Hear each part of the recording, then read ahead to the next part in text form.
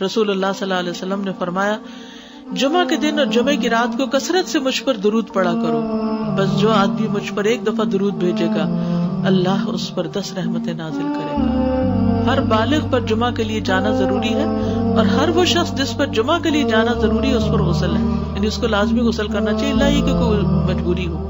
تو آپ اپنا اسکیجول اس طرح بنائیں نا کہ جیسے اگر آپ ہر روز نہاتے پھر تو کوئی مسئلہ نہیں، لیکن اگر آپ ایک دن چھوڑ کے ایک دن نہاتے ہیں تو آپ پھر اس طرح اسکیجول کریں کہ جیسے آپ منڈے کو نہائے، پھر وینسڈے کو نہائے، پھر جمعے کو نہائے، پھر آپ سیٹرڈے سنڈے اگر نہیں بھی نہاتے پھر منڈے، تو اس طرح آپ جمعے کو مس نہیں کریں گے۔ یہ نہیں کہ جمعرات کو نہا کے جمعہ کو چھوڑ دیا یا جمعہ چھوڑ کے ہفتے کو نہائے، ایسا نہیں کرنا چاہیے۔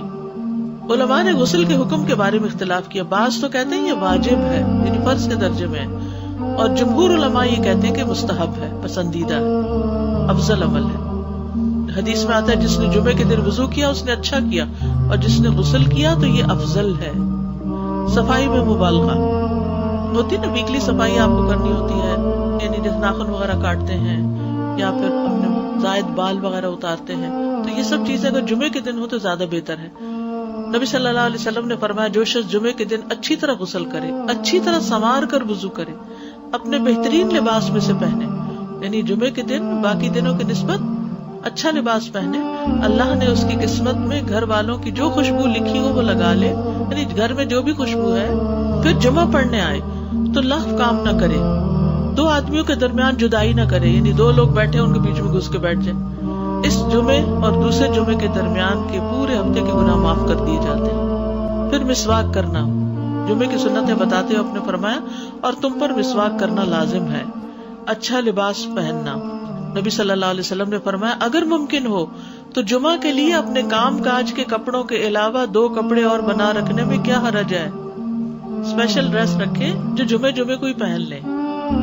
خوشبو لگانا، یعنی خوشبو لگائے، حدیث میں آتا ہے چاہے وہ عورت کی خوشبو سے ہو، یعنی آپ کی اپنی نہیں، بیوی کی خوشبو پڑی ہو وہی لگا لو، لیکن لگاؤ۔ عمر بن دینار کہتے ہیں انہوں نے جابر رضی اللہ عنہ کو کہتے ہوئے سنا کہ ایک شخص جمعہ کے دن مسجد میں داخل ہوا اس حال میں کہ نبی صلی اللہ علیہ وسلم خطبہ دے رہے تھے، تو آپ نے فرمایا کیا تم نے نماز پڑھی؟ اس نے کہا نہیں، تو آپ نے فرمایا کھڑے ہو 2 رکعتیں پڑھو۔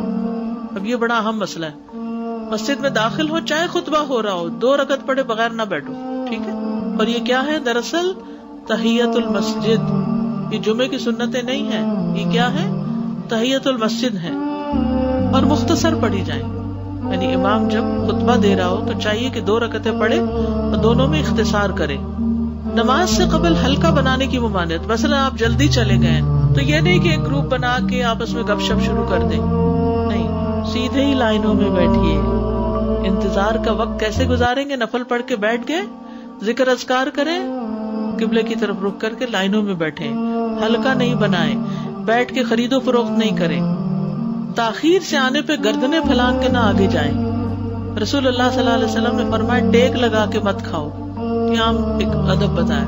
مسجد میں کوئی جگہ مقرر نہ کرو کہ یہ میری جگہ ہے، آپ کیوں آج یہاں کھڑی ہو گئی، کہ تم اسی میں ہی نماز پڑھو۔ کچھ لوگ ہوتے ہیں نا آ کے مخصوص جگہ ہی پڑھتے ہیں، اگر کوئی اور وہاں ڈسٹرب ہو جاتے ہیں۔ اور جمعہ کے دن لوگوں کی گردنیں نہ پھلانگو، ورنہ اللہ تمہیں قیامت کے دن لوگوں کے لیے پل بنا دے گا، کیونکہ بہت اذیت کی بات ہے نا، بیٹھے ہیں لوگ باقاعدہ بعض اوقات کندھوں پہ ہاتھ رکھ کے اس کو تنگ کر اس کو تنگ کر، یہ نہیں کرنا چاہیے۔ جب لوگ مسجد آئے تو پہلی صف میں بیٹھے، یہ نہیں پہلی چھوڑ کے آخری میں بیٹھ جائیں اور پھر لوگ ان کی گردنیں پلانگتے رہیں، دوسروں کے لیے فتنہ بننا، کسی کو اس کی جگہ سے نہ اٹھانا۔ جابر رضی اللہ عنہ نبی صلی اللہ علیہ وسلم سے روایت کرتے ہیں آپ نے فرمایا تم میں سے کوئی شخص جمعہ کے دن اپنے بھائی کو کھڑا نہ کرے کہ پھر دوسری طرف سے آ کر اس کی جگہ پہ خود بیٹھ جائے، بلکہ جو آئے وہ کہے جگہ کشادہ کرو، ہمارے لیے بھی جگہ بناؤ، یہ کہے۔ خطبہ جمعہ اور اس کے آداب، خطبہ جمعہ کی اہمیت، جب اذان ہو جائے تو کیا کرے انسان؟ مسجد کی طرف دوڑ پڑے۔ تو مسجد میں جماعت تو نہیں ہو رہی ہوگی، پہلے کیا ہو رہا ہوگا؟ خطبہ ہو رہا ہوگا۔ خاموشی سے خطبہ سننا، یعنی بات نہیں کرنی چاہیے، کوئی اہم بات بھی نہیں پوچھنی چاہیے۔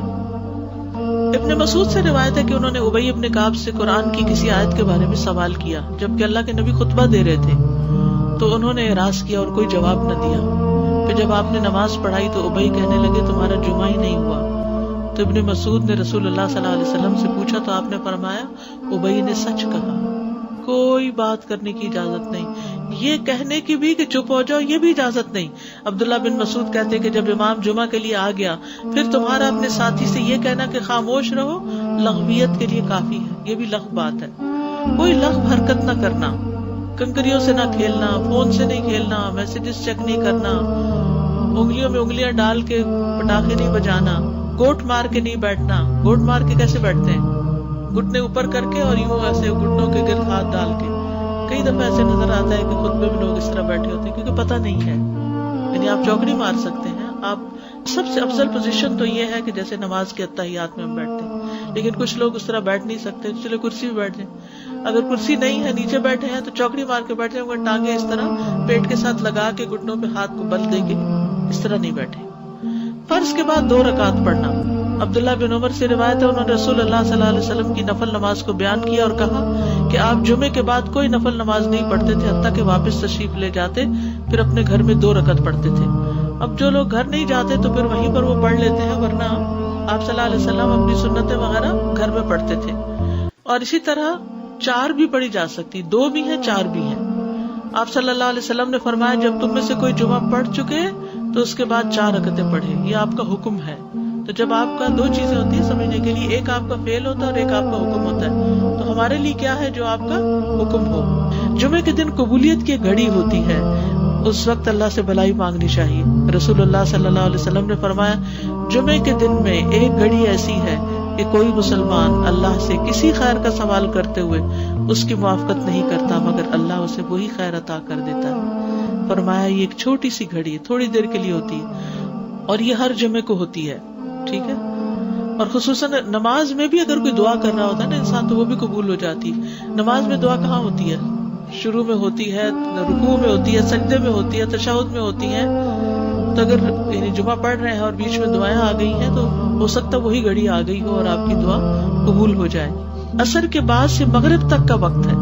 انس بن مالک سے روایت ہے کہ نبی صلی اللہ علیہ وسلم نے فرمایا جمعہ کے دن اس گھڑی کو جس میں دعا کی قبولیت کی امید کی جاتی ہے عصر سے لے کر سورج ڈوبنے تک کے درمیان تلاش کرو، اور دن کی آخری گھڑی ہے۔ تو اللہ سبحانہ وتعالی ہمیں اس دن کی برکتوں سے فائدہ اٹھانے کی توفیق عطا فرمائے۔